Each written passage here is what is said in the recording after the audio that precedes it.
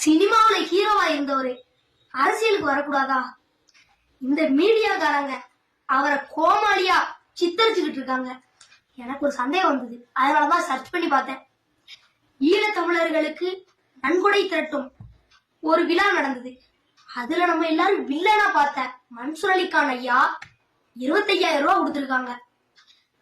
அந்த நம்ம எல்லாரும் பிரம்மாண்டமா பார்த்த அந்த கதாநாயகன் 500 ரூபாய் கொடுத்து முதல் இடத்துல இருக்காரு.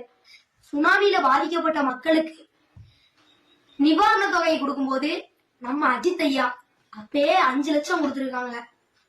ஒரு படத்துக்கு வெறும் 200 கோடி மட்டும் சம்பளம் வாங்குத அந்த ஏழை நடிகர் ஒரு கதாநாயகன் தெரு தெருவா உண்டியல் உலுக்கி ரசிகர் மன்றம் மூலம் நிவாரண தொகையை கொடுத்திருக்காரு. அப்பயே இது பேசும் பொருளா இருந்தது. ஒரு தன்னோட ரோல்ஸ் ரைஸ் காருக்கு டாக்ஸ் கட்டாம அரசாங்கத்தையே ஏமாத்தினவரு இப்போ அரசியலுக்கு வர போறோம் அப்படின்னு தெரிஞ்ச உடனேயே அவரு நல்ல பேர் கிடைக்கணும்ல, அதனால உதவி செஞ்சுக்கிட்டு இருக்காரு. அத சும்மா வேடிக்கை பார்க்கும் ஒரு தலைவனுக்கு இவ்வளவு கூட்டம் கூடுதுன்னு நினைக்கும் போது தமிழ்நாட்டுக்கே வெக்க கேடு. இப்படி வெக்கம் கெட்டு மானம் கெட்டு இப்படி எல்லாம் ஒரு ரசிகர் கூட்டம் இருக்கா அப்படின்னு நினைக்கல. ரொம்ப வேதனையா இருக்கு.